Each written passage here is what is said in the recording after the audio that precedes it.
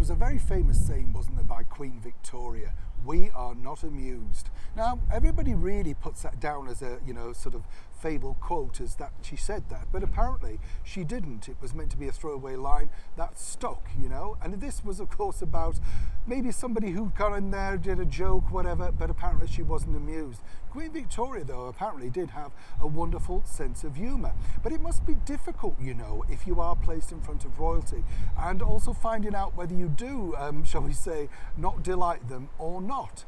Now, what I wanted to share with you was simply this, because a lot of people don't realise that really there wasn't many things that Her Majesty the Queen, our late monarch Queen Elizabeth II, didn't particularly like. But there was one thing that really irritated her, and for a very good reason. And even her sister, Princess Margaret, had to curtail to this particular rule from the Queen.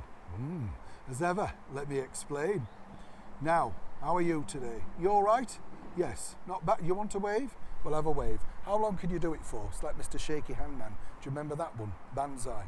No, they used to have a guy on TV. Over here, and it was a sort of a kind of controversial show on a Friday nights, and he would go up and shake hands with a celebrity. I think he was Japanese, and then he'd time how long he could shake the hand for. Nuts, but funny, you know what I mean? Particularly with an American star who'd never seen him before, or a British star. They were thinking, when's he going to let go of my hand? We'll have another wave, keep it going. You're still going? Oh, that's even better. Let me tell you about our late and wonderful monarch, Her Majesty the Queen. Interesting stuff this, because, as I said, a lot of people don't realise there are certain things that people get offended by, and the Queen wasn't really offended by many things. Quite liberal, obviously seen quite a lot of things travelling around the world in her very long reign. A raised eyebrow here and there and a smirk was often the cause, We told you recently how she loved the sort of naughty fun of the comedian and entertainer George Formby. But there was one thing that she did not like anybody to do in her presence, including British Prime Ministers and her sister. Now, this was all to do with the fact that it was a terrible disease that took her beloved father, King George. We're talking, of course, about smoking. I don't know if a lot of people know, but King George himself really was a very, very heavy smoker. And this was put down to nerves and fear and having to speak in public, as we are now all know the story. And this really created a lifelong distaste by Her Majesty for anybody smoking.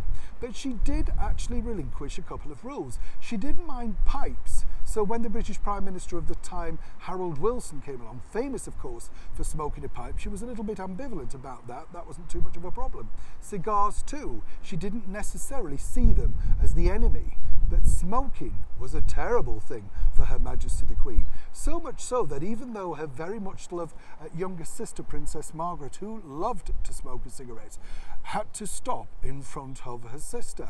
There were no ashtrays placed around the Queen when she came to visit. She simply didn't want you striking up, as she said, discolouring the roof and the wallpaper. But there was a bigger issue attached to that. Apparently Princess Margaret picked up the habit from her father, but also liked it because she loved to have a cigarette holder, and as she said, as they did in the movies, make a statement. It gave you a moment or two to think of a very funny quip if you're out in company.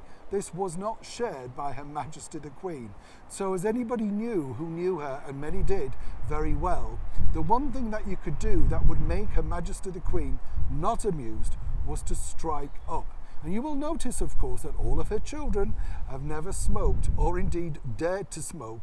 And she basically tried to put people off, saying it's a very bad habit and terrible for one's health. Now, while she was being nice and light and quippy, obviously what she was basically saying was, I know from personal experience. It's always fascinating to know the little quirks and intricacies of the late monarch as we find out more and more, sadly, after we lost her. Neil Sean, Kensington, London.